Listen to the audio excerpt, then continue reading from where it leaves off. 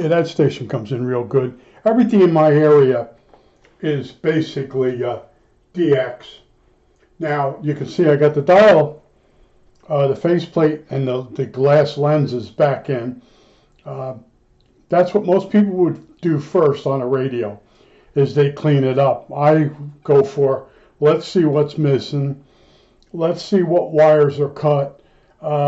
Let's see if anything's burned up or went on fire. But other people, they get the Windex out and they clean it up. And in a lot of cases, they put the radio away and it never sees the light of day again. I like to pick on those people because I've run into them and they've come to my house and then they try to make their project my project. But that's not what we're talking about today. I'm going to tell you stories. One story that's borders a line of insanity. All right, so I come home from a day's work. I worked at McGraw Edison at the time. It's Thomas Edison Labs in West Orange. And I come home, I come through the side door, and my mother says, so-and-so was just over here looking for you.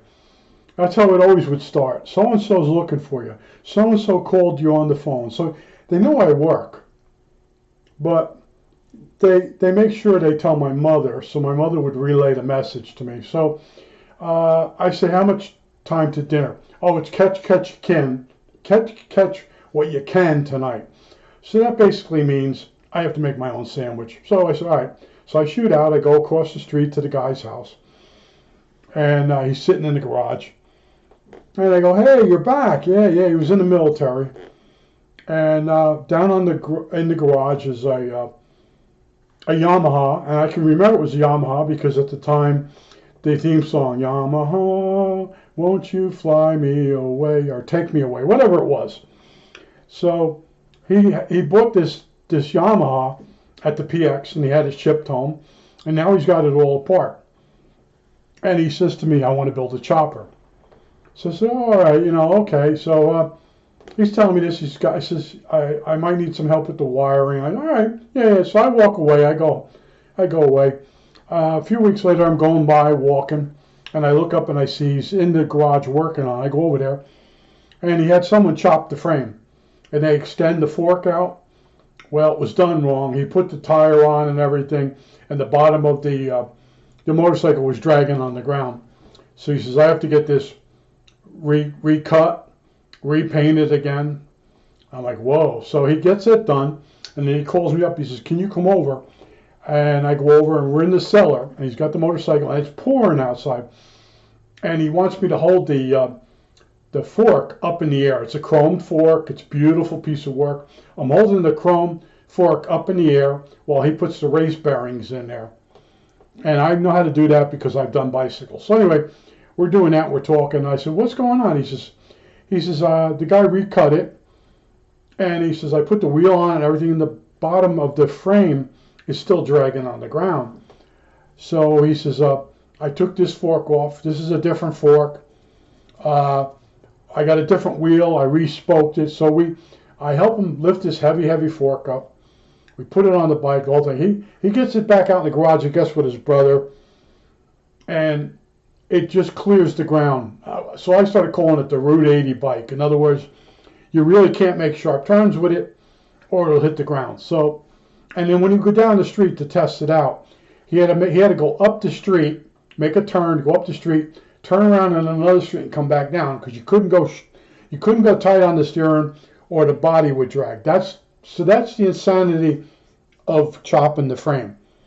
So he has it in the garage, and I come home from work, and my mother says, so-and-so is over here looking for you. So I go over there, and I said, what's going on with this thing? So he says, well, I had a friend of mine come over here. He works for the telephone company, and he rewired the motorcycle for me.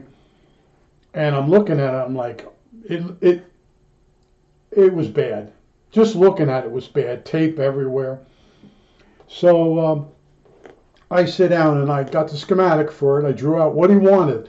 I asked him, you want a stop light? You want a headlight? No, you don't want any turn signals. A brake light, a tail light, brake light, headlight, horn. I believe there was a horn. You had to have certain things. So and you can't get it inspected. If they pull you over, you get a ticket. This is where we're at. This is the insanity. This is my life. So I get the wiring harness off the motorcycle, and I start looking at it, and the same wire is ran 10 times. And I'm getting nervous. I'm like, well, whenever you run a wire 10 times, it must be a lot of current going through it. Or some reason, nobody run the same wire 10 times. So I looked at him and I said, I'm looking at the schematic. I said, tell me more about this guy that did the wiring. He says, well, he works for the phone company. He says he does color to color. And I'm trying not to tell you another story about somebody else that told me that. Oh, I work with color to color. Well, anyway, so I'm looking, I'm like, this is not a phone system. He goes, yeah, I know. And he says, I gave the guy a lot of beer. He got drunk. And I said, okay. So I start cutting things in places and running the wires on the ground alongside the motorcycle. And I put the tail light down on the ground. And I wired everything up so it would actually work. And I said to him, here, I said, well, I'll give you a connector here and here, where you can separate the wiring harness so you can get it onto the frame of the bike. So I leave, and I come back maybe 3 weeks later, and he's got it all wired up, and it all works. And he's showing me, thanking me. I said, all right. So anyway, there was this big box in the body of the bike. I said, what's in that box? And it had 20-something chrome bolts all the way around it. He says, I thought that would look cool. He says, the battery's in there, and the on-off switch. And I'm like, that's it? He goes, yeah. He says, it just makes the bike look good. So I said, all right. So I leave. And a couple weeks later, he has me come over, and he goes, he's putting it back together. I saw him. I go over there, and he's putting all these bolts on this battery box. And the battery box had to be at the bottom 6 inches wide. At the top, it tapered up with the frame. And I go, what's going on? He goes, well, every time I take these bolts off, I have to send them out and get them re-chromed. Now, there was a place in Belleville that re-chromed the bolts for the... He'd re-chrome bolts for you for like 50 cents each. So every time my friend had opened this battery box up, he'd have to have the bolts re-chromed. And I understand that. Some people are like perfectionists and crazy like that. So I said, why are you opening that battery box so many times? He says, well, I'm going to tell you. He says, I leave the ignition on the motorcycle when I get off it and I forget. And the battery runs down. And I said, well, why don't you run a connector on it, run it out so you can charge the battery? He's just looking at me like I'm crazy. So he's getting ready to take this thing, I think, back apart again. I said, let me show you something. So I said, go get your battery charger. So I said, you know where the negative goes, right? Yeah, on the ground. Okay, we hooked that on the ground. Now I said, can you open that headlight up on the bike? He goes, why? I said, watch, I'll show you something. But you got to pay very close attention to me. I'm going to show you this. So I undo the bolts for the light. It comes apart, and in there is the hot for the light bulb. And I put the positive to there, and I switched the switch on for the light. Because why are you putting the switch on? I said, it makes continuity. So now, instead of the light being on, we have the light bulb out. The battery is going through the wire for the light all the way down to the battery. So right now, we are charging the battery without any problems. I said, now leave it on charge for a while. And this motorcycle had that was the other thing, it had a starter on it. And he let it sit on there a couple hours, and the motorcycle started right up. He put the light together. There were certain things he could do. And then a couple times he come over and got me, and I'd go over there, and he'd say, the light isn't working in the front. I said, what about the connector under the gas tank? I said, did you have the gas tank off on this bike? He goes, well, not today. I said, well, did you have it off at all? He says, yesterday I had it off. I said, did you put the connector back together on the gas tank underneath you? Well, I don't remember. I said, so he lifts the bolts, he lifts the gas tank up, he looks underneath, he realizes he didn't put the connection together. Now, I want to tell you, he did that at least 15 times. And each time, I would come over and show him that there was no voltage or no continuity from the battery or anywhere on the bike from the headlights. I said, so we'd lift the bolts off the gas tank, and he'd see the connector wasn't together. Like I said, at least 15 times he did that, at least. I lost count after a while. And he'd have me come over just to verify he did that. But everybody's got these quirks. And it usually has to happen when people drink a lot of beer. I'm going to tell you that right now. People that smoke pot and people that drink a lot of beer, and I got involved with them, they did a lot of weird stuff like that. So I'm showing him that trick. So his brother was there, and his brother had I got to remember the name of the motorcycle, because there's BMW, there's BSR, which is a turntable. I got to remember now. BSR, BSA, BSR. Okay, it was a BSA motorcycle. It was an English motorcycle. It had an energy transfer system. So in other words, off the motor ran this, it's not a generator, it's almost like a magneto, but it has several windings. And one winding is used up through the points to run the motor. And that motorcycle, you could start it without a battery. There's no battery in it. And I explained that to him. And then whenever he take it into the shop, they weren't used to that. And they kept bugging him to cut the wires on the energy transfer, take two wires and go through a diode to a battery. And that's how they wanted it before they would work out. This went on for years. So finally, they put a battery on his bike. And I went over and I checked it out. And I said, they made it a positive ground. And he's staring at me. Like I said, you know, cars and motorcycles, a lot of them are negative ground. And you can't use your brother's trick of charging your battery through the headlight with this motorcycle unless you reverse the connections. He's just yesing me to that. Yeah, this isn't the problem now. I'm not going to worry about it type of thing. And I'm going over. I said, you know, if you put those connections backwards and you go in through the headlight like your brother does, you're going to blow the battery up. All right, so a couple months go by, and I see the one brother's up in the driveway, and he's laughing. He sees me coming, he's laughing. I said, where'd you go? He said, my brother charged the battery up through the headlight. I said, yeah, he put the connections backwards. And he goes, yeah, and he blew the battery up. I said, I don't want to hear anymore at that point. But that's the things, the people I dealt with. Now, there was another guy, he would move a battery between his car and his boat.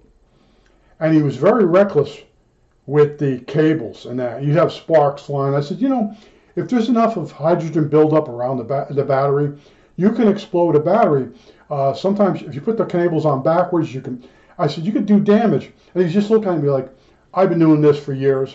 I never had a problem. So anyway, I sort of told him a couple other things. So a few months go by, I get a frantic phone call. You got to come over here. I said, what's wrong? He says, I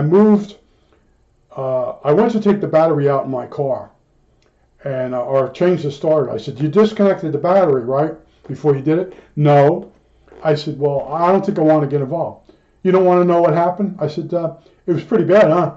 He says, well, I was down on the starter and I was moving the ratchet to unbolt the hot that comes down from the battery, and the ratchet welded itself to the chassis of the car. I said, how loud was that battery when it exploded? It was pretty loud. Now, what was the stuff I'm supposed to put on the car to keep it from rusting? And I said, baking soda. And I have to go. And he's like, I said, look, I went through this with you. Don't ever do this. You shouldn't do this. You looked at me. You've done it. I'm not coming over there. I went through this once before. Now, the once before I went through was this kid that hung around me kept telling me he was garbage picking. And he says to me, I found a bottle of acid for a car battery. I said, don't. I said, just throw it out.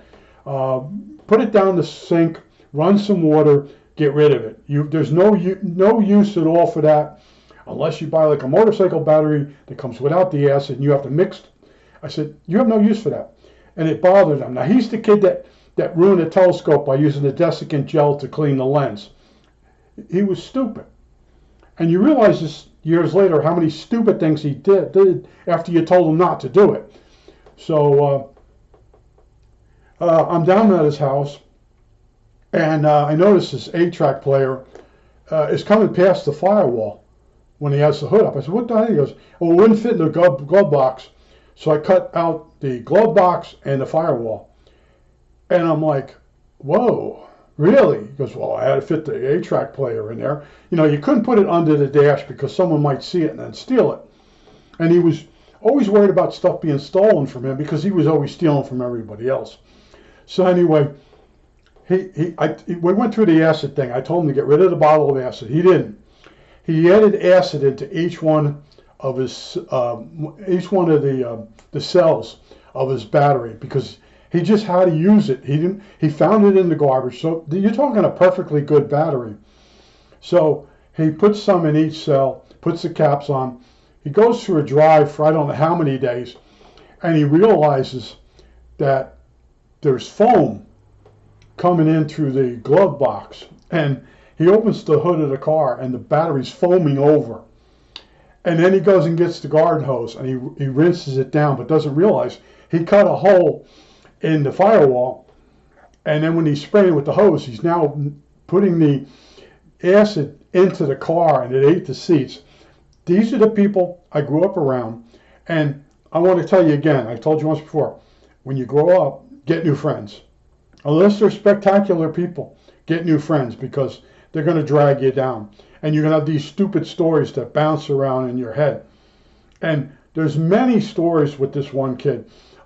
He said, I need the tuner rebuilt on my TV. So I said, I said, there's 5 wires or so on a tuner.